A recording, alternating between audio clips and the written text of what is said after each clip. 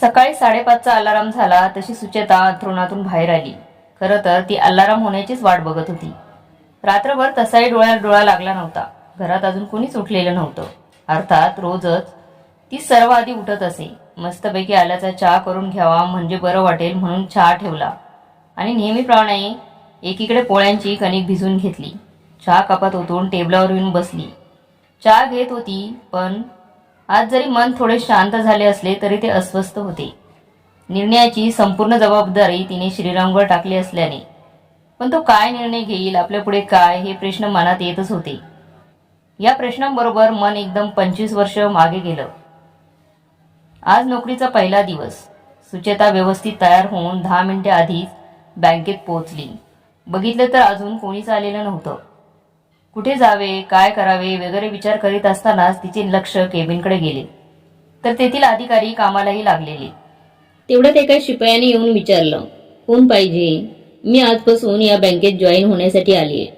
सुचेता, हो का, बरं, असं अजून लोक यायची आहेत. ते गेले त्यांच्या कामाला. तिच्यासारखे आणखी 3-4 जण आज जॉईन होणार होते. एक एक करत सर्व आले. नवीन जॉईन होणाऱ्यात एक मुलगी आहे हे बघून सुचेताला जरा बरं वाटले. चला, कुणीतरी आहे बरोबर. सर्वांच्या जॉईनिंग फॉर्मॅलिटीज पूर्ण झाल्यावर शाखा प्रमुखांचे सर्वांसाठी वेलकम लेक्चर होते. लेक्चर चालू असताना सुचेताच्या मनात आले, अरे, हे एवढे मोठे अधिकारी असून सुद्धा एवढे यंग कसे?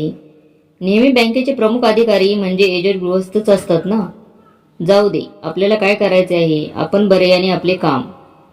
तिला प्रथम लोन डिपार्टमेंट देण्यात आले. तिची कामाची तत्परता, सिन्सिअरिटी, नवीन शिकण्याची आवड म्हणून तिथल्या सेक्शन हेडची ती लाडकी झाली.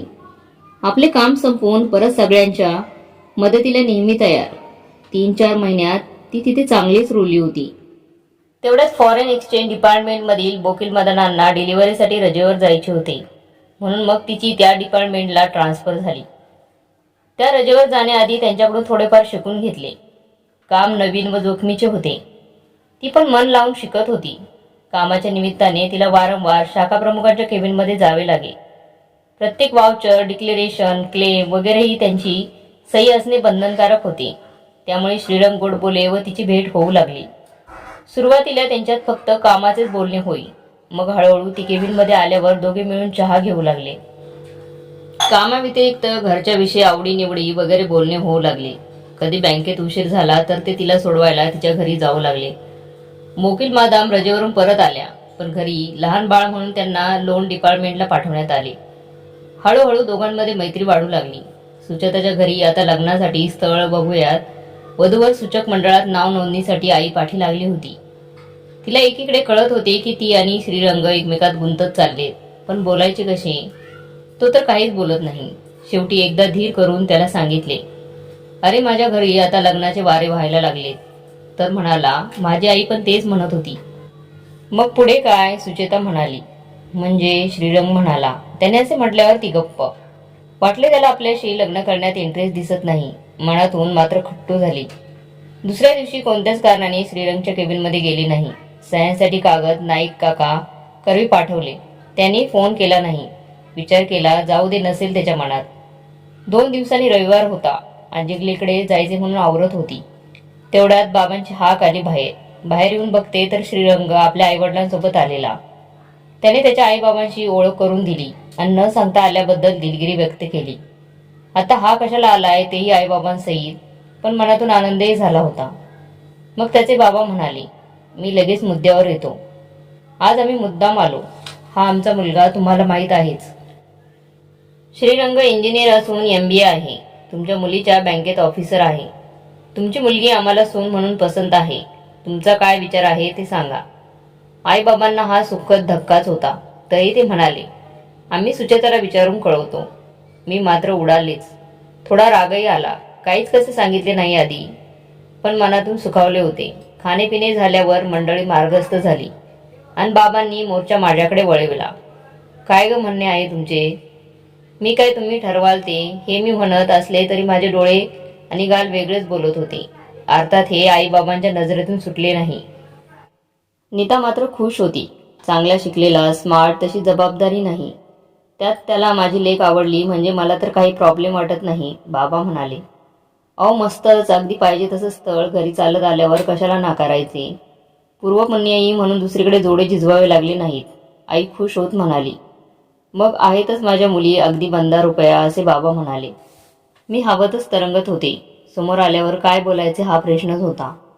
विचार केला आपणहून जायचीच नाही, म्हणून परत फाईल्स नाईक काकांजवळ दिल्या. तर निरोप आला, तुम्हाला सर बोलवीत आहेत. थोडे चिडलेले वाटतात, लवकर जाऊन बघा काय ते. केबिनमध्ये गेले तर म्हणाले, पडलीस की काय, पायाला लागले का? मला काही अर्थबोध होईना. फाईल्स नाईक काका करवी का पाठवल्या? बसा, जरा बोलायचे. सर्व सह्या झाल्यावर वर बघितले. काय झाले बाईसाहेब, कसे वाटले सरप्राईज? झाले का तुझ्या मनासारखे? मी थोडे फुरकुटून म्हणाले. काय रे, आधी काही का नाही सांगितलेस? अगं जरा मजा, आणि हे बघ, आपण दोघांनी जरी ठरवले तरी घरच्यांची परवानगी लागणारच ना. मग म्हटले त्यांनाच ठरवू दे. हो, पण तुमचा विचार अजून कळला नाही. बाबा कळवतील म्हणून सटकले. बाबांनी इतरांकडून बाकीची माहिती काढून 2 दिवसांनी होकार कळविला. पुढचे दिवस कसे भराभर गेले.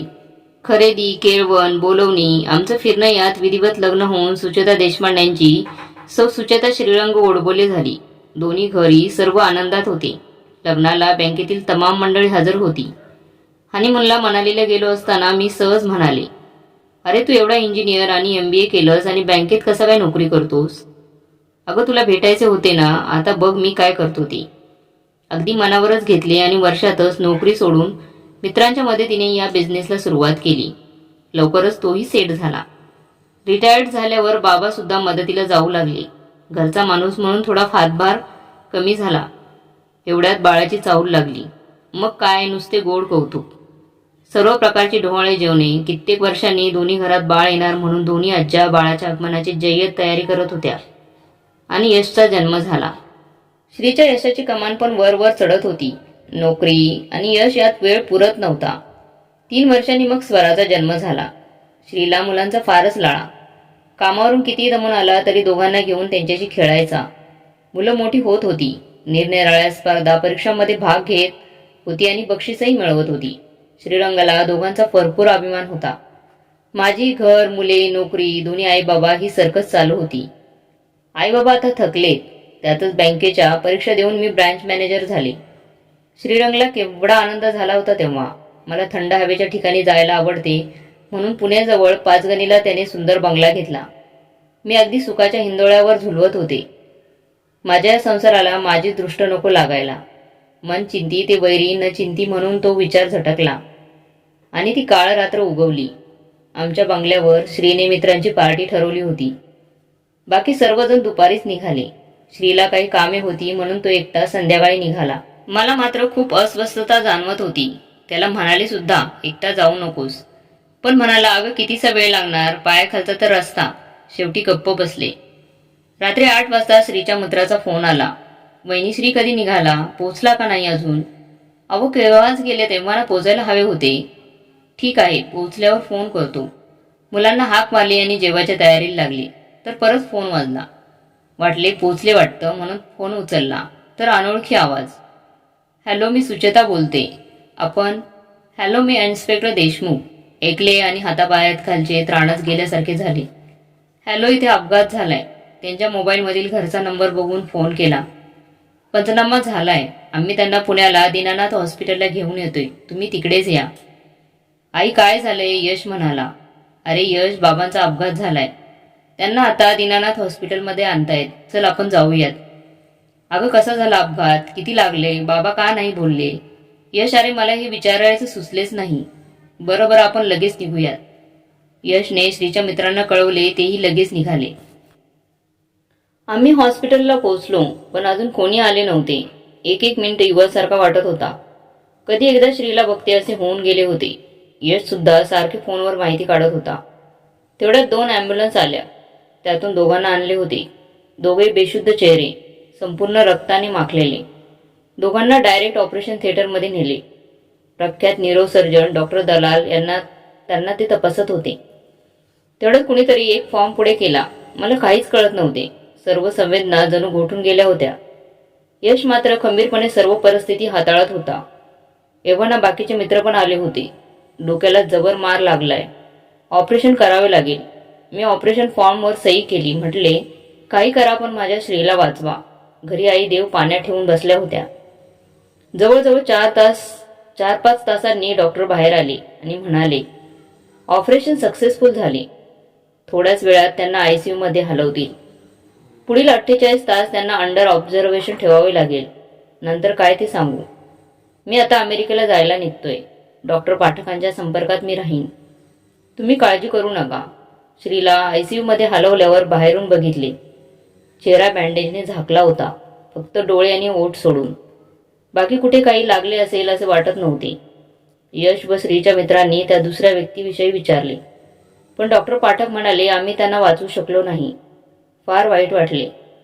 सकाळी इन्स्पेक्टर देशमुखांनी पंचनाम्याची प्रत दिली.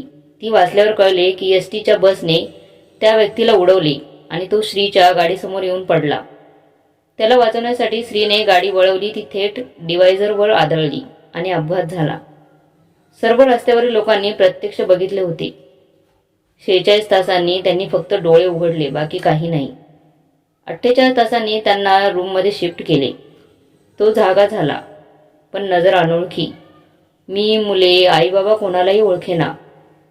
डॉक्टर म्हणाले, वेळ लागेल. अर्थात वाट बघण्याशिवाय आम्ही काहीही करू शकत नव्हतो. त्याची बाकी प्रगती चांगली होती. औषधांना तो रिस्पॉन्स देत होता, पण आम्हाला ओळखत नव्हता. 2 महिन्यांनी डॉक्टर म्हणाले, आता बाकी काही औषधे नाहीत, तुम्ही घरी घेऊन जा. कदाचित घरच्या वातावरणामुळे त्यांना ओळख पटेल.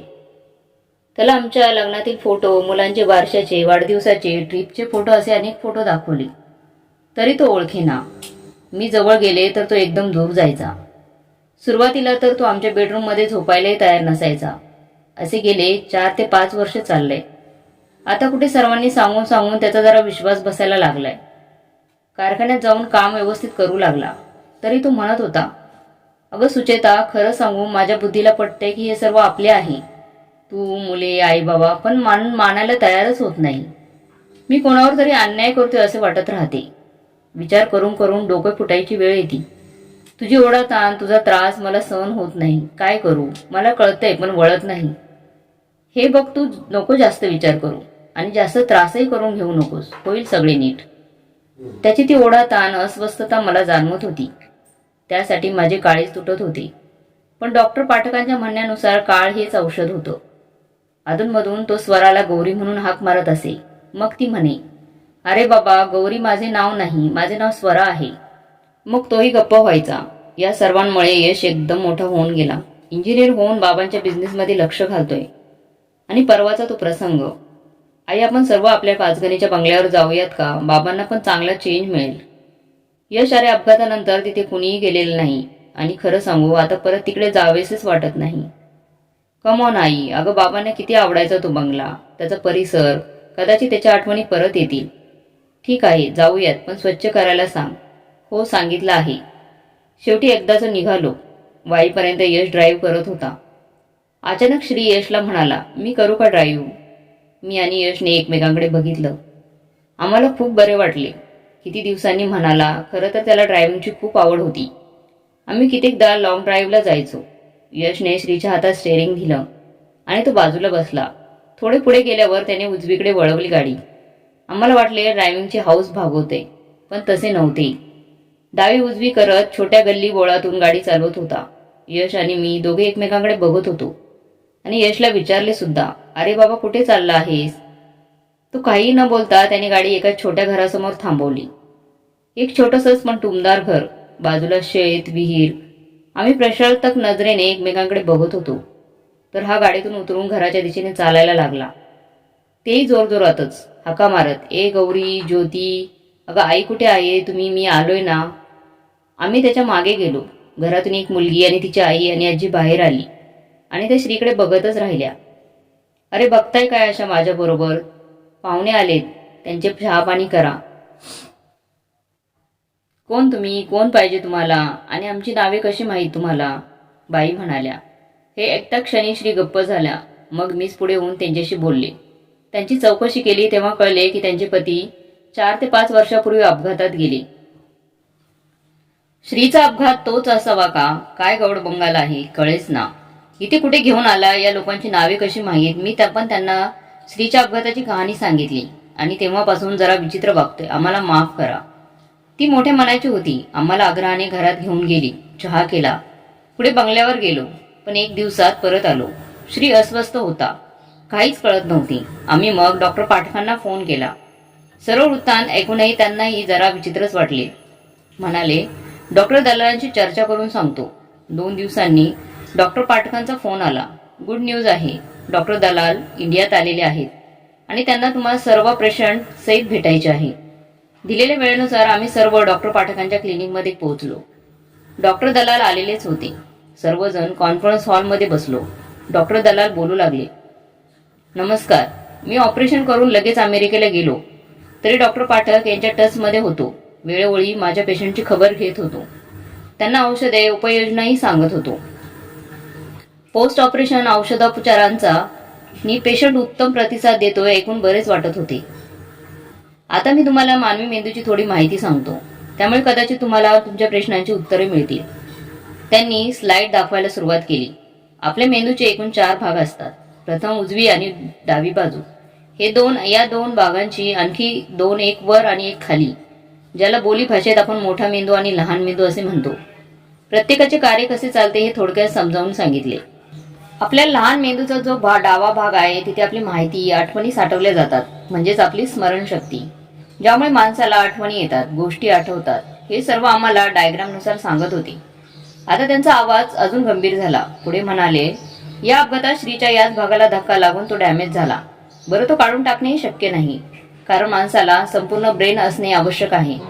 त्याच वेळी दुसऱ्या टेबलवर अपघातातील ती दुसरी व्यक्ती होती. दुसरे डॉक्टर त्याच्यावर उपचार करत होते. त्याचे ऑपरेशन करावे लागणार होते, कारण त्याची तर कवटीच फुटली होती. पण तेवढ्यात त्याचे हार्ट बंद पडले. बरेच प्रयत्न करूनही ते सुरू होईना, म्हणजे आता त्याच्या ऑपरेशनचा मार्ग बंद. आम्ही सर्व श्वास रोखून हे ऐकत होतो. मिनिटभर ते थांबले, पाण्याचा एक घोट घेतला आणि पुढे म्हणाले, सर्वप्रथम मी त्या इसमाच्या धीरेतत्त पत्नीचे आभार मानतो. तिला धन्यवाद देतो, कारण त्याचे हार्ट बंद पडले. आता काहीही करू शकत नाही, पण तुम्ही आणखीन कोणाचे प्राण वाचवू शकाल. आम्ही तिला अवयव दानाची कल्पना सांगितली. अशा कठीण मानसिक अवस्थेमध्ये सुद्धा तिने अवयव दानाच्या फॉर्मवर सही करून परवानगी दिली. म्हणूनच आम्ही त्या व्यक्तीच्या मेंदूतून तो भाग काढून त्यांच्या खराब झालेल्या भागात त्याचे प्रत्यारोपण केले. हा प्रयोग आमच्यासाठी सुद्धा नवीनच होता. ऑपरेशन सक्सेसफुल झाले, पण पोस्ट ऑपरेशन याचे काय परिणाम होतील याबद्दल आम्ही सुद्धा अनभिज्ञच होतो. याचे परिणाम तुम्ही भोगताय याची मला कल्पना आहे. जी व्यक्ती मृत आहे तिच्या आठवणी घेऊन हा जगतोय. म्हणूनच तुम्हाला विचित्र वाटत असेल. असं काहीच घडतंय, पण घाबरू नका. काही दिवसांनी तो हे विसरेल व नॉर्मल आयुष्य पुन्हा जगू शकेल. आम्ही सर्व सुन्न झालो होतो. यंत्रवत क्लिनिकवरून घरी आलो. सुचत काहीच नव्हतं. पण एक गोष्ट झाली. श्रीच्या विचित्र वागण्यातील सुसंगती लक्षात आली. रात्री जेवणाचा मूड नव्हता. कसेबसे 4 घास पोटात ढकलले. झोपताना मी श्रीला सांगितले, श्री, तुला जो निर्णय घ्यायचा आहे तो घे. मी कुठेही आडकाठी करणार नाही. फक्त पूर्ण विचार करून घे. अगं आई, किती वेळ फोन वाजतोय, लक्ष कुठे आहे तुझं? यश म्हणाला, मावशी, मी तुला नंतर फोन करतो.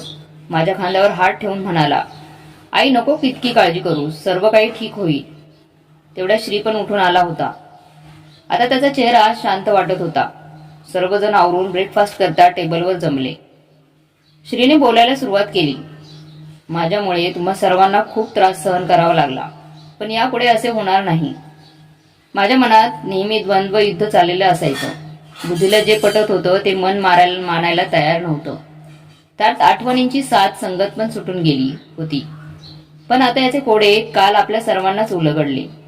त्यामुळे मी आता जुन्या आठवणी एका कप्प्यात बंद करून ठेवणार आहे आणि परत पूर्वीचे आयुष्य जगणार आहे, जसे वागणार आहे. आम्ही सर्व नुसते पाहत होतो. आमच्या चेहऱ्यावर आनंद पसरला. आणखी एक, मी त्याचा जीव वाचवण्याचा प्रयत्न केला, पण त्यानेच मला जीवदान दिले आहे. त्याचे हे ऋण मी कधी फेडू शकणार नाही. मी मुक्त होऊ शकणार नाही. पण त्याची मुलगी गौरी हिच्या शिक्षणाचा आणि लग्नाचा मी पूर्ण भार उचलणार आहे. या सर्वासाठी मला तुमची मदत लागेल. आणि यश, स्वरा, तुम्ही तिला आपल्या लहान बहीण माना. मुलांनी टाळ्या वाजवून त्याला प्रतिसाद दिला. अरे श्री, आपण आजच त्यांच्याकडे जाऊन ज्योतिताईंना सर्व काही सांगूयात. कोण कोणाच्या कधी कसे उपयोगी पडेल सांगता येत नाही. कुठला हा ऋणानुबंध. नियतीच्या या अजब न्यायावर एक डोळ्यात हसू तर दुसऱ्या याच्यात हसू जमा झाले होते. सकाळपासूनच आभाळ भरून आलं होतं. कोणत्या क्षणी पाऊस बरसायला सुरुवात होणार होती. हा असा उदास दिवस प्रीतीला मुळीच आवडत नसे. त्यातून आज सुधीर उशिराच घरी येणार होता आणि कीर्ती तिच्या मैत्रिणीकडेच राहणार होती अभ्यासासाठी. काही प्रोजेक्ट पूर्ण करायचे होते दोघींना मिळून. म्हणजे रात्री 10 पर्यंत प्रीती घरी एकटीच होती. दुपारपासून कुठे कपाटावर कुठे पुस्तक वाच असं करून अंगावर येणारा वेळ कसा बसा काढला होता. पण आता फारच कंटाळा यायला लागला होता तिला. स्वयंपाक उरकला, डिशवॉशरही लावून झालं होतं. आता मात्र ती पुरतीच वैतागली होती. गरम गरम वाफळत्या कॉफीचा कप घेऊन ती व्हरांड्यात येऊन बसते नाही तोच बेल वाजली. आता या वेळी कोण आलं असेल बरं. मनाशी नवल करतच ती उठली. बघते तर काय, दारात कीर्ती उभी होती. काय ग, काय झालं, लवकरच आलीस? अगं, नेत्राच्या वडिलांची तब्येत अचानक बिघडली म्हणून ती आणि तिची आई त्यांना दवाखान्यात घेऊन गेलेत. मग घरीच आले. बाबाही उशिरा येणार आहेत ना ग. हो ना, आणि बरं झालं तू घरी आलीस ते.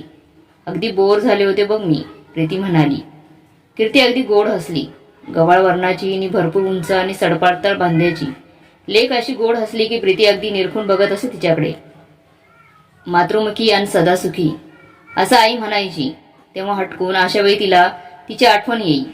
आई, आज मस्त कांदा भजी कर ग. आज वातावरण अगदी मस्त झाले पाऊस पडल्याने आणि बाबांनाही आवडतात खूप. अरे लबाड आहेस अगदी, बाबांचं नाव कशाला सांगतेस? तुला हवीत म्हण ना. एक ही बात आहे मदर इंडिया. आणि दोघी अगदी खळखळून हसल्या. फ्रेश होऊन कीर्ती हॉलमध्ये आली आणि टीव्ही लावून सोफ्यावर बसली. तोवर जोरात परत पाऊस पडायला सुरुवात झाली होती. प्रीतीनं आधी सुधीरची आवडती चटणी मिक्सरमधून काढली. भज्याचं पीठ भिजवणार तोच बेलचा कर्कश आवाज पुन्हा घुमला. किट्टू, आज तुझे बाबाही लवकर आलेले दिसतात. बघ, दरवाजा उघड, प्रीती किचनमधून म्हणाली. प्रीतीचं वाक्य पूर्ण व्हायच्या आधीच कीर्तीने दार उघडलंही होतं. पण दारात सुधीर नव्हताच. एक गौरवर्णी मध्यम वयाची सुडोल बांध्याची पाश्चात्य पेहराव केलेली, डोळ्याला सोनेरी काड्यांचा चष्मा नि किंचितसे घारे डोळे. अंगावरचे कपडे थोडे भिजलेले, कदाचित गाडीतून उतरल्यानंतर भिजली असावी.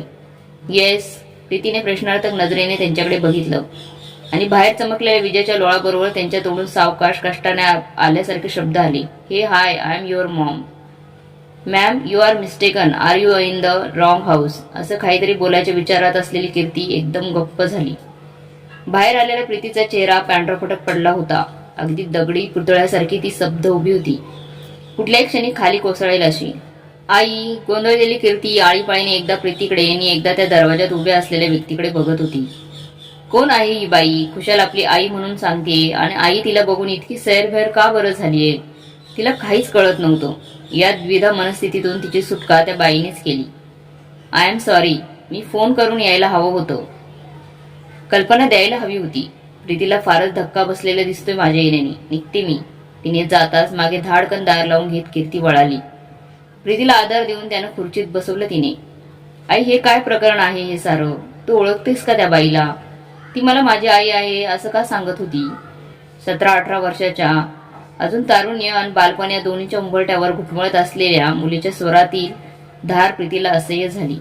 ती थोडा शांत बस पाहू, मला एकटीला राहू दे जरा वेळ. सोफ्यावरची उशी मानेखाली घेत तिने डोळे मिटून घेतले. सगळ्या शरीरातला उत्साह, ताकद जणू काही कोणीतरी ओढून घेतलाय असं तिला वाटत होतं. कीर्ती खोलीत गेली आणि बसल्या जागी ती आडवीच झाली. काळीज अजूनही धडधड ओढत होतं तिचं. कोसळणाऱ्या पावसाच्या धाराचा आवाज आणि मनातल्या वादळ या दोन्हींच्या संगती ती बराच वेळ पडून होती. दारात लॅच की सरकारल्याचा आवाज आला आणि ती उठून बसली. आज ती पुन्हा एकदा हरली होती. पंख तुटलेल्या पाखरासारखी फडफडत होती. आज मला सगळं सोडून जायचं होतं. वाळवंटात पडलेल्या निवडुंगासारखं एकटीच पडून होती. हे असे अचानकच का घडले याचा विचार करण्याव्यतिरिक्त काहीच पर्याय नव्हता. श्वास घ्यायलाही जड जायला लागलं. पाय थरथरत होते. पूर्ण अंगात थरथर, जणू थंडीने कापत आहे. पण घामाघूम देखील झाली होती. मध्ये मध्ये ठसकाही लागत होता. तिची तब्येत आणखीनच बिघडायला लागली. डोळ्यापुढे अंधारा यायला लागल्या. हात पाय अजूनच थरथरायला लागले होते. आडखळत आणि स्वतःला सावरत तशाच हालतमध्ये प्रीती पार्किंगमध्ये असलेल्या तिच्या गाडीकडे जात होती. तिची पर्स होती आणि त्यात अस्थमाचा पंप. ती गाडी उघडून पर्समध्ये पंप शोधते, पण तिला काही तो सापडत नव्हता. सर्व सामान अस्तव्यस्त पडलं होतं. हात थरथरत होते. पर्सवर पकड नीट ठेवता येत नव्हती. प्रीतीला आता काहीच सुचेनासं झालं होतं. काय करावं काहीच कळत नव्हतं. स्वतःवरचा ताबा सुटतोय असं जाणवत होतं. एवढं हातबळ तिला या आधी कधीच वाटलं नव्हतं. तिला सुधीरची आठवण झाली. पटकन तिने कॉल करायला फोन काढते आणि थरथरणाऱ्या हाताने तो खाली पडून बंद पडतो. शीट, हा एकच तर सहारा होता. हातपाय गळाले, डोळ्यापुढे अंधाऱ्या आल्या होत्या आणि ती तशीच जमिनीवर कोसळणार तर तोच. त्यांनी तिला कमरेला घट्ट पकडलं. आधार, मजबूत आधार त्याचा. तिचे डोळे आणखीन बंदच होते. श्वास चढलेला. श्वास घ्यायला तिला जमत नव्हतं. जीवाची तडफड होत होती. ती तडफडत होती जशी मानेमने मासोळी. प्रीती जोरजोरात श्वास घ्यायचा प्रयत्नात होती. कसं बसं सुधीरने तिला सावरत आणि घरात घेऊन आला तिला. तिचं इन्हेलर सापडेना म्हणून पटकन ड्रॉवरमधून बॉक्स काढून त्याने डेअरी फिलिंगची गोळी दिली आणि पाणी पाजलं. नक्की काहीतरी विपरीत घडल्याचा अंदाज सुधीरला आला, पण प्रीतीचा काही प्रतिसादच येईना. तेव्हा तिच्या भोवती हात घालून तिला त्याने मायाने जवळ घेतलं. मला सांगणार नाहीस? दुसऱ्या क्षणी सारा बांध फुटला. सुधीरच्या खांद्यावर डोकं ठेवून तिने एक जीवघेणा हुंदका दिला. किमिया आली होती आज. सुधीर, मला खूप भीती वाटते रे. एकदम धसकून जात सुधीर मागे झाला. जणू प्रीतीचं भावविश्व ढवळून टाकणारी एकच व्यक्ती या जगात आहे हे ठाऊक असल्यासारखं. पण पुढच्या क्षणी तो शांत गंभीर झाला. काय झालं? काय म्हणाली ती? लगेच निघून गेली, पण किट्टूला भेटली. किट्टूने दार उघडलं आणि ती तिची आई असल्याचं बोललीही तिला. किट्टू कुठे आहे? सुधीर पटकन उभा राहिला. तिला आधी सावरायला हवं राणी. ती किती बावरलेली असेल. तू जेवणाची तयारी कर, मी आलो तिला घेऊन. खरं तर सुधीर स्वतःच कोलमडला होता, पण आता त्याला गरज होती आपल्या कुटुंबाला सावरायची. पण तिच्यावरही कधी काळी जीव ओवाळून टाकायचा, पण तिला मात्र उंच उडायचं होतं. पण ह्यावेळी त्याला मुलीला सांभाळणं जास्त महत्वाचं वाटत होतं. प्रीतीच्या तोंडाची चवच गेली होती. कीर्ती नुसतं अन्न चिवडत होती. एकटा सुधीर मात्र कमालीचा शांतपणे जेवत होता. जेवण उरकून तिघं बाहेरच्या खोलीत आले. बाहेरचा पाऊस आता आणखीनच तडतडत होता.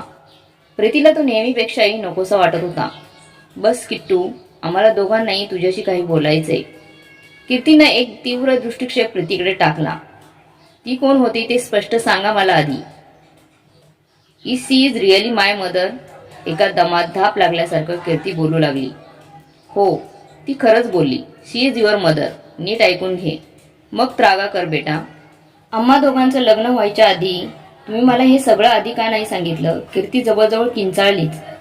पापा भिरू प्रीती मात्र तिच्या आशा ओरडल्याने दचकली आणि अनाहूतपणे थोपवून ठेवलेले अश्रू ओघळू लागले. जरा शांतपणे ऐकून घे, मग जे बोलायचे ते बोल. तिची अवस्था बघ काय झालीये. आता मात्र सुधीरच्या आवाजात जरब होती. वडिलांचा चढलेला परत पारा बघून कीर्ती निमूटपणे बंद असलेल्या खिडकीत काळभोर खडखडणारा पाऊस बघू लागली. तुझी जन्म देणारी आई किमिया आणि प्रीती दोघी बहिणी. किमियासोबत माझं देवाब्राह्मणांच्या साक्षीने लग्नगाठ बांधली होती. पण मुळातच अभ्यासात हुशार आणि ऍक्टिव्ह असलेली तिला तिचं करिअर घेऊन उंच उडायचं होतं आणि हे लग्न तिला मान्य नव्हतं. पण वडिलांच्या हट्टापुढे तिचं काहीही चालायचं नाही. मी तिला लग्नानंतर तशी करिअरची संधी दिली आणि साथ दोन्हीही दिली. तिचे वडील वारले आणि त्यात तुझा जन्म झाला. 2 वर्षांनी कळलं की तुला ऐकू येत नाही म्हणून तू रिॲक्ट होत नाहीस. मग आणखीनच तिची चिडचिड सुरू झाली. रात्र घरी उशिरा येई आणि तू देखील सगळ्या टेस्ट करूनही काहीच रिस्पॉन्ड करत नव्हती. की मिळाला तिच्या ऑफिसमधून परदेशी जाण्याची संधी मिळाली, पण मी तुझ्याकडे बघून तिला साथ दिली नाही. आणि आई आणि प्रीती देखील तिला विरोध करत होत्या, पण कुणाचं काहीही न ऐकता ती निघून गेली. माझं तसं या जगात आई आणि प्रीती सोडून कोणीच नव्हतं. म्हणून तुला सांभाळण्यासाठी त्या दोघींना आपल्या घरी बोलवून घेतलं. पण किमयाच्या अशा वागण्याने आई आतून अगदी पोखरली होती. आईने जातेवेळी प्रीतीचा हात माझ्या हाती दिला. एक दिवस किमयाची तार आली की तिने अमेरिकेत लग्न केलंय. माझा संसार तर तसाही उद्ध्वस्त झाला होता, पण प्रीती माझी जबाबदारी होती. त्यामुळे मी देखील प्रीतीसाठी स्थळ शोधू लागलो. पण आई बापा विना पोर बहिणीच्या घरी आलीस म्हणून सगळे नकार देऊ लागले. शेवटी माझ्या मित्र मंदारने पुढाकार घेऊन मला प्रीतीसोबत लग्नासाठी सुचवलं आणि ते मला पटलं देखील. पण प्रीतीची परवानगी पण गरजेची होती. ती तुला भरवत असताना सहज विचारलं की कीर्तीला तू गेली 3 वर्ष सांभाळते, तर तुझं लग्न झाल्यावर तिच्याशिवाय करमेल का? तिने लगेच तुला मिठीत घेऊन ठरवलं की मी लग्नच करणार नाही दाजी. माझ्या किट्टूला मी कुणाच्याही भरोशावर असं सोडणार नाही. त्या क्षणी तिने मिठीत घेतल्यावर तुला जे हसू फुटलं ते बघून आम्ही दोघेही खूप खुश झालो होतो. कारण तू पहिल्यांदा हसली होती आणि तू नॉर्मल होऊ शकते यावर प्रीती मात्र ठाम होती. दुसऱ्या दिवशी सगळ्या टेस्ट केल्या आणि तुला ऐकू येते आणि काही दिवसांनंतर तू बोलूही लागशील असं डॉक्टरांनी सांगितलं आणि आम्ही दोघेही खूप आनंदी झालो. आनंदाच्या भरात दोघांनी अनावतपणे एकमेकांना मिठी मारली आणि त्या स्पर्शाने माझ्यात थोडं धाडस आलं. त्याच दिवशी घरी आल्यावर प्रीतीला लग्नासाठी विचारलं. आधी तिने आडेवेडे घेतले, पण तुझ्यासाठी ती तयार झाली. तेही एका अटीवर की ती आधी तुझी आई असेल, मग माझी बायको, आणि आम्ही मूलबाळ होऊ देणार नाही. मी देखील ते मान्य केलं. शेवटी माझ्या लेकीला तिच्या हक्काची आई मिळणार होती. किमयाने इतक्या वर्षात कधीही आमची आठवण केली नाही. आम्ही तिच्या सुखी असो आयुष्यात कधीही ढवळाढवळ करण्याचा प्रयत्न केला नाही. त्यानंतर तू आमचं विश्व झाली. हे ऐकून कीर्ती मात्र काही न बोलता मुसमुसत तिच्या रूममध्ये निघून गेली. प्रीती मात्र आता तिचं सारं विश्व हरवल्यागत भिरावरून बसली होती. सुधीर काहीसा त्याच परिस्थितीत होता. कीर्ती आता 18 वर्ष पूर्णच असल्याने तिचे निर्णय ती स्वतः घेऊ शकते ह्याची कल्पना होती आणि तिने जर किमयाला निवडले तर ह्या चिंतेने त्यांच्या काळजात चर्र होईल. पण काही झालं तर तो प्रीतीची साथ सोडणार नाही हे मनोमन ठरवलं होतं. गेला संपूर्ण आठवडा कोणीच कोणाशी बोलत नव्हतं. एक दिवस नाश्ता करताना कीर्तीने विचारलं, बाबा, मी आईला म्हणजे ते किमया मॅडमला भेटायचं आहे मला. कीर्तीच्या तोंडून किमयासाठी आई हा शब्द ऐकून प्रीतीच्या काळजात धस्स झालं. सुधीरने प्रीतीच्या हातावर हात ठेवला आणि आधार दिला. हो चालेल ना बेटा, तू सांग आपण कधी भेटायचं. कीर्ती हातातला पराठा गोल गोल फिरवत म्हणाली, आज सायंकाळी. आणि आपण नाही, मी. बरं, तिच्या हॉटेलचा पत्ता आहे माझ्याकडे, देतो तुला. पत्ता नको, मला सोडवा फक्त तिकडे. तिचा हॉटेलचा पत्ता सुधीरकडे आहे म्हटल्यावर तो नक्कीच किमयाला भेटला असणार. आणि 2 वेळा कीर्ती आणि सुधीर घरी नसताना किमया तिला घरातून निघून जाण्यासाठी धमकावून देखील गेली होती. पण ह्याची तिने कुठेही वाच्यता केली नव्हती. तिने निमूटपणे सगळी कामं उरकली आणि तिच्या रूममध्ये गेली. सायंकाळी 4 वाजता सुधीर आणि कीर्ती ही दोघेही घराबाहेर पडले. सुधीरने कीर्तीला सोडवून तिथेच बागेत मोकळ्या हवेत बसला. कीर्ती आत आली तर एका मोठ्या सोफ्यावर डाव्या पायावर उजवा पाय ठेवून अगदी ऐटीत बसली होती किमया. ये बस कीर्ती, काय घेणार तू? आई कधीच हा प्रश्न विचारत नाही. कीर्तीच्या मनानं नकळत तुलना केली. आपण सगळे हॉटेलमध्ये गेलो की ती आपला आवडता ज्यूस आणि काहीतरी चमचमीत स्टार्टर्स मागवते. आणि मग काय किट्टू, कोणाला डेट करते की नाही? कोणी आवडलं असेल तर सांग, मी स्वतः प्रपोजल घेऊन जाईल मुलाकडे. तो पण लक्षात ठेवेल की मुलीला त्रास झाला तर सासूबाईची गाठ आहे. असं काहीसं मिश्किल बोलून आधी हसवते बाबाला आणि आपल्याला. पण पुढच्या क्षणी तो विचार त्याने एखाद्या जळमटासारखा झटकून टाकला. यांना अजून आपल्याला काहीच तर माहिती नाहीये, मग कसं बळ कळणार यांना? नको, मला नाहीच, नुसत्या गप्पाच मारूया. अरे असं कसं? थांब, मी कॉफी मागवते. मला यावेळी कॉफीशिवाय होत नाही. खरं म्हणजे कीर्तीला कॉफी अजिबात आवडत नसे, पण आयुष्यात बऱ्याच वेळेस ना आवडत्या गोष्टी कराव्या लागतात. एक सुस्करा सोडून ती सावरून बसली. कॉफी येईपर्यंत किमया स्वतःबद्दल बरंच काही बोलत होती. सवयी, आवडीनिवडी. कीर्तीला जरा असा कंटाळाच यायला लागला होता. पण हे सुद्धा माहीत हवंच की आपल्याला आता यापुढे ही आई देखील आपल्या आयुष्याचा अविभाज्य भाग असणार आहे. कॉफी आली तरी किमया बोलतच होती, पण कीर्तीचं लक्ष त्या बोलण्याकडे फारसं नव्हतंच. तोंडातल्या कडबड कॉफीच्या चवीसारखाच मनात घोळत असणारा तो कडबड प्रश्न शेवटी धाडकन विचारून मोकळी झाली ती. आज इतक्या वर्षांनी मला भेटायला कसे आलात तुम्ही? याआधी कधीच यावंसं नाही वाटलं तुम्हाला? तिच्या त्या प्रश्नाने दुसऱ्या क्षणी तिच्या घाऱ्या डोळ्यात काहीशी गुरमीची, काहीशी रागाची छटा उमटली. ते खरंच इतकं महत्वाचं आहे का? मी आली, आपली भेट झाली, हे महत्वाचं नाही का? आणि तू मला एकेरी बोल, मी आई आहे तुझी. महत्वाचं कसं नाही? या प्रश्नाची उत्तरं माझ्या दृष्टीने खूप महत्वाची आहेत. इतकी वर्ष तुम्हाला आपल्याला कोणी मुलगी आहे याची आठवणही झाली नाही, आणि अचानक एखाद्या वादळासारखं तुम्ही माझ्या आयुष्यात येता काय? हे सारं इतकं सहज वाटते तुम्हाला? कीर्ती, मी तुझा राग समजू शकते, पण त्याला, थॉमसला तुमच्याशी कुठलेही संबंध ठेवलेले चालणार नव्हते. त्याने तसं वचनच घेतलं होतं माझ्याकडून. वचन? कोणतं वचन? एक प्रकारचा सुन्नपणा आला होता कीर्तीच्या मनाला. कशाला आलो आपण यांना भेटायला? काय गरज होती? आणि मग आत्ताच इतक्या वर्षांनी का आलात? कुतूहलानं रागावर विजय मिळवला होता. किमया म्हणाली, म्हणजे काय आहे की थॉमसचा आणि माझा घटस्फोट गेल्या 2 महिन्यापूर्वीच झालाय. मुलांचा ताबाही तो तेथील रहिवाशी असल्यामुळे त्याच्याकडे गेला. तेव्हा खूप वाटायला लागलं या 2 महिन्यात की कीर्ती म्हणायला लागली की आपल्याला अजून एक मुलगी आहे, एक संसार आहे, जो आपल्या मनात आला तसा आपण टाकून दिलाय. आता मनात येईल तेव्हा आपण तिथे जाऊन भेटू शकतो, तिथे मुलीवर नवऱ्यावर हक्क गाजवू शकतो. भावना तिरकेचा कीर्तीचा आवाज आणखीनच मोठा वाढला होता. तिला धाप लागली होती.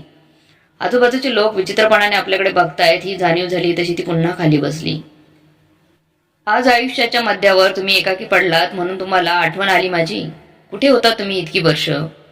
मी पहिलं पाऊल टाकलं तेव्हा, मी पहिल्यांदा हसले तेव्हा, मला पहिल्यांदा ऐकू यायला लागलं तेव्हा, मी पहिल्यांदा बोलली तेव्हा, माझ्या शाळेचा पहिल्या दिवशी मला मांडीवर बसून घास भरवताना, तेव्हा माझे आई बाबा होते माझ्याजवळ.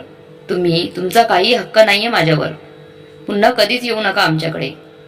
मी तुम्हाला आई मानत नाही, मुळीच मानणारही नाही. पालथ्या हाताने डोळ्यात दाटू पाहणारं पाणी पुसत तिरमिरतच कीर्ती बाहेर येऊन बघते तर काय, बाबा बाहेरच उभे होते. दोघे पार्किंगमध्ये गाडीत येऊन बसले. कुणीच बोलत नव्हतं. मगाशी किती निरभ्र आकाश होतं आणि आता ढग पुन्हा दाटायला लागले होते. घरी पोहोचताच कीर्तीने दारावरची बेल वाजवायला सुरुवात केली, पण दरवाजाला लॉक बघून ती अजूनच बिथरली. प्रीतीला घरात न बघून सुधीर देखील घाबरला होता. दोघे प्रीतीला शोधायला निघाले आणि महादेवाच्या मंदिराजवळ गार्डनमध्ये प्रीती तिची बॅग घेऊन बसली होती. जिथे कीर्ती लहान असताना प्रीती रोज घेऊन यायची ती खेळायला तिला. कीर्तीने धावत जाऊन प्रीतीला बिलगून हमसून हमसून ओढू लागली. तिच्या हातातील बॅग बघून तर अजूनच स्वतःला दोष देऊ लागली. सुधीरचे मात्र हे प्रेम मिलन सोहळा बघून ते डोळे भरून आले होते. किट्टू बाळा, काय झालं? तू प्लीज रडू नकोस. कुणी काही बोललं का? बाबा ओरडले का? की ताई काही बोलली? आई तू कुठे चालली मला सोडून? ती बाई मला कीर्ती म्हणाली. मला कॉफी आवडत नाही हे सुद्धा तिला माहीत नाही, आणि तू अशा बाईच्या हाती मला देऊन सोडून चालली आहेस. तूच फक्त माझी आई आहेस. आणि दोघींचं हसत रडत हितगुज सुरू झालं. सुधीरकडे हे बघण्याव्यतिरिक्त काही पर्याय नव्हता. किंबहुना त्या दोघींच्या अतूट बंधनाचा त्याला हेवा वाटला. अरे चला आता घरी, मी खूप दिवस झाले कांदा भजी खाल्ली नाही. आज तुम्ही बनवायचे बाबा, मी आणि आई टीव्ही बघत फक्त गरम गरम हादरणार आहोत. हे भगवंता, बघताय ना या बायकांच्या मनात नेमकं कधी काय चालतं काहीच कळत नाही मला. चला घरी जाऊन कांदा भजीची तयारी करतो. आणि सुधीर आपल्या घराच्या वाटेने निघाला. कीर्तीने तिच्या नावाप्रमाणेच उधळून निघाली होती. प्रीतीची प्रीती नियतीने निभावली. सुधीर नेहमीच धीराने राहिला, त्यामुळे आज तिघेही सुखी होते. मात्र किमयाला तिच्या कर्माची किमया भगवंताने दाखवली होती. एका झाडामागून मात्र किमया डोकावली आणि मनातच म्हणाली, मी हे स्वर्ग सुख सोडून निघून गेली नाही तर आज माझी मुलगी माझ्या मिठीत आणि नवरा मुठीत असता. डोळ्यांच्या कडा ओल्या असूनही किंचित ओठांच्या कोपऱ्यातून ती हसली. तिच्या नशिबावरच.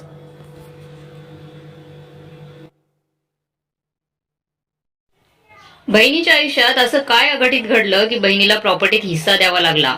त्यांचा वाद इतका विकोपाला गेला की खूपच हृदयस्पर्शी कथा. नक्की बघा. आमच्या लहानपणी आई नेहमी म्हणायची, मुलींची काळजी नाही वाटत, पण त्यांच्या बाबतीत काय घडेल याचीच भीती आणि काळजी वाटते. खरंच किती सार्थ होते तिचे शब्द. आज मला त्या शब्दांचा अर्थ पुरेपूर कळतोय. प्रचिती येते.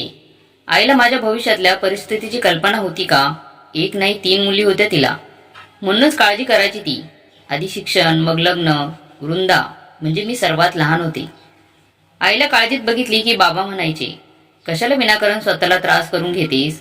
अगं प्रत्येक जण आपलं नशीब घेऊन येतो. पुरे तुम्हाला काय माहीत मला काय ऐकावं लागतं ते. बायकांमध्ये बसलं की पहिला प्रश्न, किती मुलं आहेत तुम्हाला? जेव्हा मी सांगते 3 मुली 1 मुलगा, तेव्हा त्यांचे चेहरे असे होतात की काय सांगू. मग एकेकीचे कमेंट सुरू होतात. हल्लीच्या काळात 1 मूल वाढवायचं म्हणजे किती सायस पडतात. तुम्हाला तर 4 मुलं आहेत. दुसरी म्हणते, 3 मुली म्हणजे खूप टेन्शन असेल ना तुम्हाला? बाबा मध्येच तिला अडवायचे, अगं हे टेन्शन त्या बायकांना येते. तू असल्या बायकांच्यात बसतच जाऊ नकोस. आता पुन्हा कोणी म्हटलं नाही काही तर सरळ त्यांना म्हणायचं, आमच्या मुली आहेत, आम्ही त्यांना सांभाळतोय, तुम्ही अजिबात टेन्शन घेऊ नका. बाबा गमतीदार गोष्ट करून आईला शांत करायचे. पण आईची काळजी खरीच होती, कारण वंश चालवणारा कुळाचा दीपक तर पहिलाच होता. त्यानंतर आम्ही तिघी बहिणी, कृष्णा, मृदुला आणि वृंदा पाठोपाठ घरात आलो.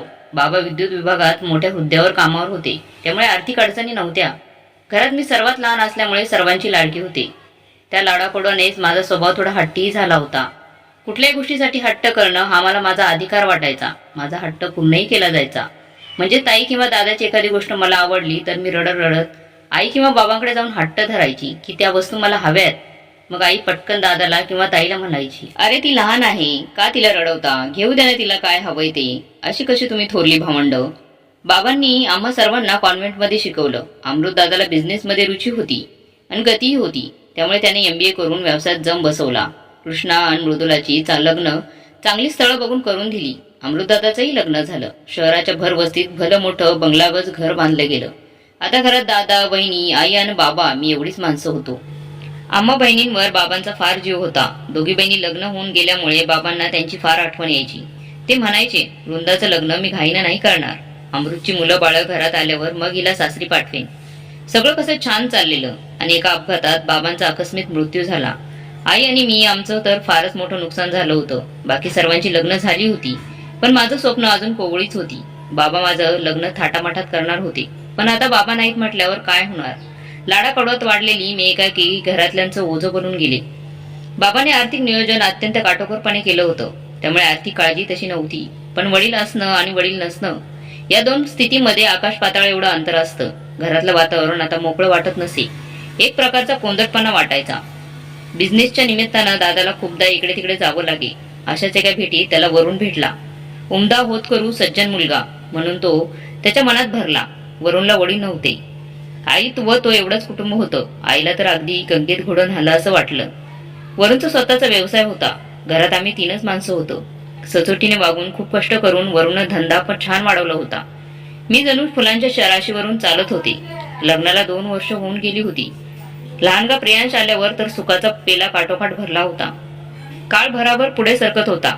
बाबांच्या मृत्यूचं दुःख आता पुसट व्हायला लागलं होतं. पण हल्ली वरून रोज पाय दुखत असल्याची तक्रार करायची. सुरुवातीला वाटलं दगदग फार होते, विश्रांती कमी पडते, त्यामुळे पाय दुखत असतील. स्वतःचं घर बांधायचं म्हणून वरूनने बँकेतून लोन घेतलं होतं. ते लवकरात लवकर फिटावे म्हणून तो जीवाचा आटापिटा करत होता. मिठाच्या गरम पाण्यात पाय बुडवून ठेव, मोहरीचं तेल गरम करून पायांना मालिश कर, झोपताना पायाखाली उशी ठेवून बघ, असे अनेक घरगुती उपचार मी आणि आई करत होतो. त्यांचं वजन खूप कमी झालं होतं. रात्र झोपी न जायची. त्यांचा चिडचिडपणा वाढला होता. केस पांढरे झाले. 4 महिन्यात ते 40 वर्षांचे वाटू लागले होते. जवळपासच्या सर्व शहरातल्या डोकरांना दाखवून झालं. नेमकी व्याधी कोणालाच कळली नव्हती. मी रात्र त्यांचे पाय दाबत बसायची. कधीतरी मला डुलकी लागायची की मी दमले आहे हे त्यांना कळायचं. मग म्हणायचे, झोप तू आता, मला थोडं बरं वाटतंय. शेवटी मुंबईला न्यायचं ठरलं. प्रियांश 7-8 महिन्याचाच होता. आई आणि एक मित्र अखिलेश यांना मुंबईला घेऊन गेले. तू काळजी करू नकोस, आम्ही तुला सगळं कळू, तू फक्त तुझ्या आणि बाळाची काळजी घे. वरून आणि आईला मला वारंवार बजावलं. ते गेल्यापासून मी त्यांच्या फोनची वाट बघत होते. त्यांचा फोन येत नाही म्हटल्यावर मीच फोन करत होते. अजून तपासण्या चालू आहे तेवढंच उत्तर मिळत होतं. आई म्हणायच्या, रिपोर्ट अजून आले नाहीत, आम्ही वाट बघतोय. गेल्याच्या 5व्या दिवशी अखिलेश, वरून आणि आई परत आले. मला कळवलं नव्हतं. अवचितच आले आणि मी चकित झाले. आई अचानक आलात, निदान झालं का? आता उपचार व्यवस्थित करता येतील का? डॉक्टर काय म्हणाले? कुणीतरी बोला ना. मी रडकुंडीला आली. वरूणचा चेहरा उतरला होता. आईंची स्थिती तर चरकातून पिळून काढलेल्या उसासारखी झाली होती. त्यांनी मला मिठीच मारली आणि आपल्या अश्रूंना वाट मोकळी करून दिली. वरूणचे बाबा गेल्यानंतर अत्यंत प्रतिकूल स्थितीत त्यांनी खूप कष्ट करून वरूणला वाढवलं, शिकवलं. मुलाचा भरलेला व्यवसाय आणि संसार बघून ती आपलं दुःख विसरली. सगळं छान चालू असतानाच मुलाला कॅन्सर झाला असून आता तो केवळ 4-5 महिनेच काढील हे ऐकल्यावर त्या बाईची स्थिती कशी होणार होती. आपल्या अंतिम क्षणी आपल्या प्रेताला खांदा द्यायला, अग्नी द्यायला वरून मुलगा आहे हे समाधान त्यांना आयुष्य जगायला उभारी देत होतं. तोच मुलगा आता मरणार म्हटल्यावर त्या बाईनं काय करायचं? डॉक्टरांनी निदान केलं की फुफ्फुसाचा कॅन्सर आता शेवटच्या स्टेजला पोहोचला होता. जे काही दिवस हातात आहे तेवढाच वरूणचा सहवास आम्हाला मिळणार होता.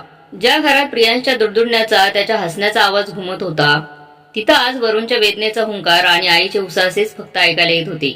त्या दोघांना धीर देताना, सांभाळून घेताना मला रडायला देखील फुरसत मिळत नव्हती. काहीतरी चमत्कार होईल, वरून बरे होतील या भाबड्या आशेवर मी मनापासून त्यांची सेवा करत होते. खरं तर कुठल्याही कामात लक्ष लागत नव्हतं. डॉक्टरांनी त्यांचे उपाय संपल्याचं जाहीर केलं होतं. पण आईची वेडी माया आणि पत्नीचा सप्तपदीतला वाचनांवर भाबडा विश्वास आशा दाखवत होता.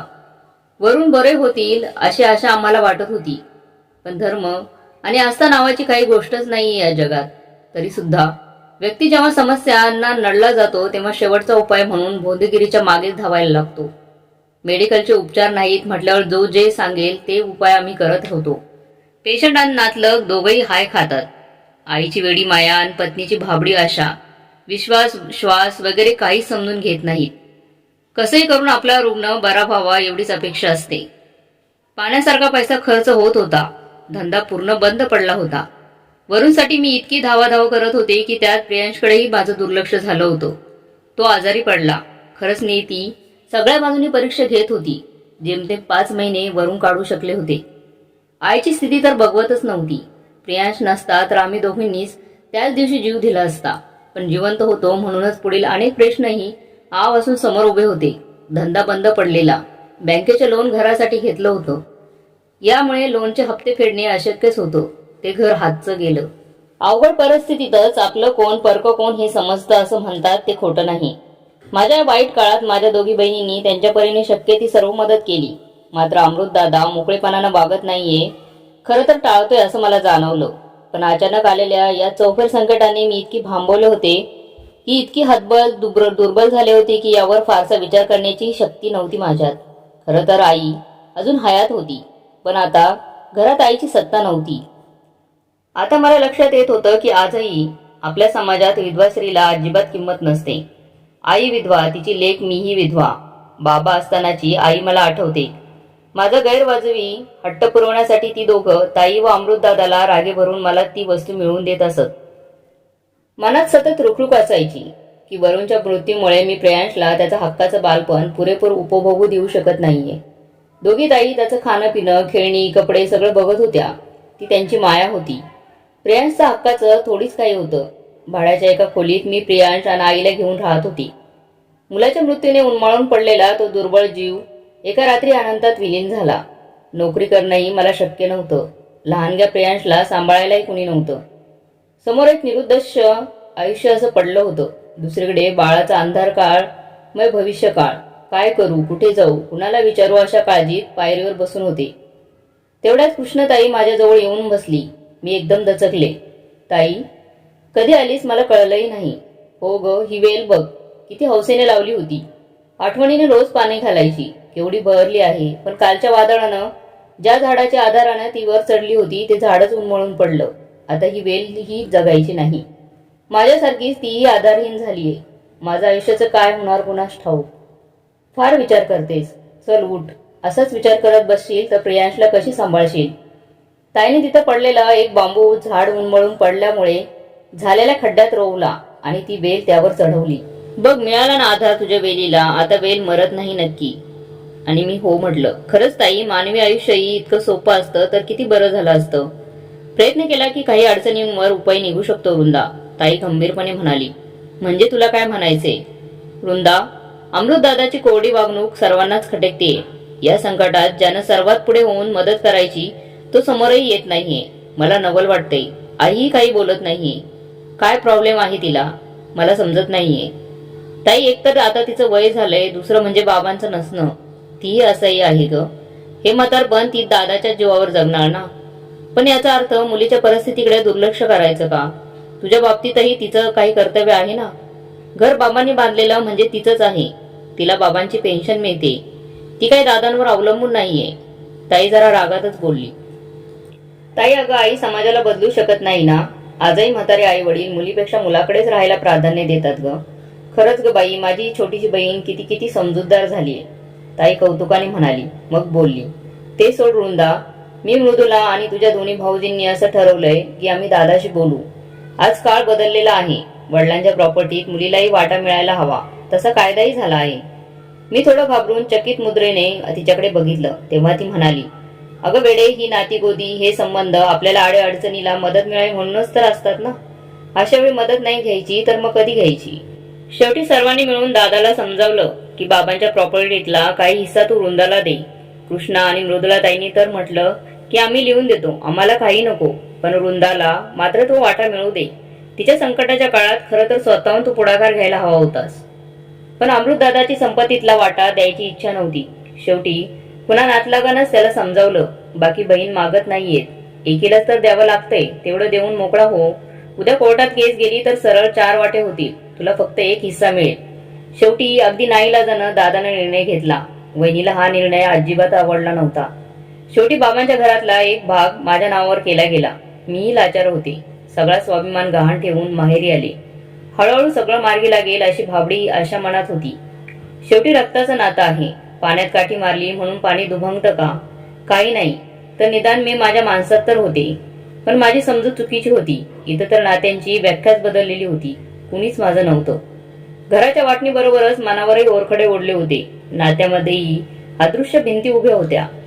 मलाही हे सगळं नको होतं, पण माझ्याकडे दुसरा पर्यायच नव्हता. मी घर बसल्या मुलांचे ट्युशन घ्यायला लागले.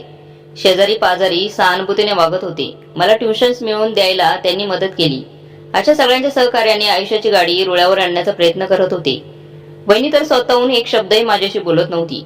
मी काही बोलेन तेवढ्याच उत्तर ती द्यायची. दादाच्या चेहऱ्यावर कायम राग दिसायचा. आई पूर्वी बागेत खुर्ची टाकून बसायची. तिने आता तिथे बसणं बंद केलं. तिला कदाचित सुनेच्या मुलीच्या भांडणातून मुक्त राहायचं असेल. मला आईचा राग येत नव्हता, उलट कीव यायची. माझ्यामुळे उगीच तिच्या जीवाचे हाल होत आहेत असं वाटायचं. दादाची मुलं पारुल आणि मनीषा मोठी होती.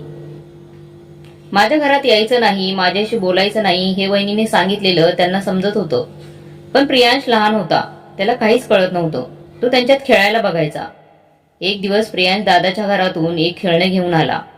शेवटी मुलंच ते. मी मुलांना शिकवत होते. तेवढ्यात वहिनींचा कर्कश आवाज कानी आला. घरावर हक्क दाखवताच आहात. आता काय घरातल्या सर्व वस्तूही आपल्या घरात नेऊन ठेवणार का? मी गप्प बसले. लहान असला तरी चूक प्रियांशीच होती. मी मुकाट्याने खेळणं परत करून आले.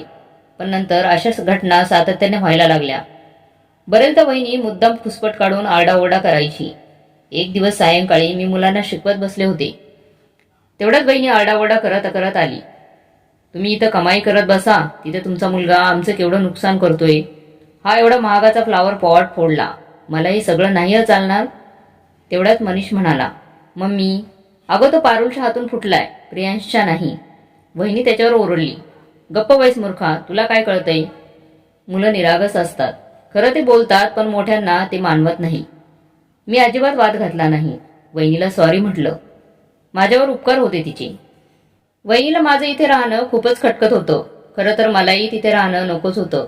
पण तरुण एकटी विधवा, पदरात लहान मूल, कुठे जाणार, कशी राहणार? शिवाय ताई व भाऊजींनी माझ्यासाठी वाईटपणा घेतला होता. निदान प्रियांश मोठा होईतो पर्यंत मला इथंच राहायला हवं. आता मी प्रियांशला माझ्याजवळ ठेवायची. त्याला कुठं जाऊ द्यायचे नाही. उगीच एखाद्या नव्या भांडणाची सुरुवात व्हायला नको होती मला. पण लहान मूल ते किती दिवस त्याला बांधून ठेवणार होती? सतत लक्ष ठेवणंही अवघडच होतं. 2 दिवसापासून आईची तब्येत बरी नव्हती. मी ट्युशनच्या मुलांनाही सुट्टी दिली होती. आईची सेवा करत होते. तेवढ्यात प्रियांच्या रडण्याचा आवाज आला. तो खूप जोरात कळवळून रडत होता. पाठीवर पायांवर पट्टीने मारल्याचे वळ होते. कुठला अपघात घडला होता त्याच्याकडून कुणास ठाऊक. बापाविना पोरकं लेकरू ते कोवळ्या बाळाचा इतका दुस्वास का करते वहिनी? माझ्यावरचा राग त्या अश्राप बाळावर काढते. त्याला जवळ करून घेऊन शांत केलं मी. वळांवर खोबऱ्याचं तेल लावलं. त्याला खायला घालून मांडीवर घेऊन थोपटत होते. शेवटी त्याला झोप लागली. माझ्या मेंदूत वादळ थैमान घालत होतं. किती कायदे करा, कानून करा, पण माणसांचे विचार बदलत नाहीत. मुलींना वडिलांच्या संपत्तीतला हिस्सा मिळायला हवा हा कायदा कागदावरच राहतो. प्रत्यक्षातली परिस्थिती मी अनुभवते आहे. आम्ही मुली आहोत, पण दादाला अजून एक भाऊ असता तर त्यानं बाबांच्या संपत्तीत वाटा मागितला असताच ना. त्यावेळी दादाने काय केलं असतं? बहिणीला तिच्या पडत्या काळात मदत म्हणून जी थोडीफार जागा त्यांनी दिली त्यावर इतका राग धरण्याचं कारणच काय? वडिलांच्या इस्टेटीतला वाटा घ्यायचा तर नात्यांवर, प्रेम, भाषा, जबाबदारी या सगळ्या गोष्टींवर पाणी सोडायला हवं. समाज आणि कायद्याच्या धाकानं एखादीने वडिलांच्या प्रॉपर्टीतला आपला हिस्सा मिळवला तरी त्याचा काय उपयोग काय? तिला तर आपलेपणाची आहुती द्यावी लागेल. लहानपणी लाडक्या असणाऱ्या मुली मोठ्यापणी इतक्या परक्या आणि दोडक्या होतात. आईला सुद्धा मुलीची माया वाटू नये इतकी परिस्थिती बिथरते. खरं तर माहेरच्या सुखसमृद्धीसाठी प्रत्येक मुलगी गरज पडते तेव्हा मदतीसाठी धावून येते. पण तिच्या अडचणीत तिने माहेरकडून आधाराची अपेक्षा केली तर माहेरचे असे का वागतात? मित्रांनो, तुम्हाला ही कथा कशी वाटली कमेंट बॉक्समध्ये नक्की कळवा. व्हिडिओ चांगला वाटला तर लाईक, शेअर, सबस्क्राईब नक्की करा.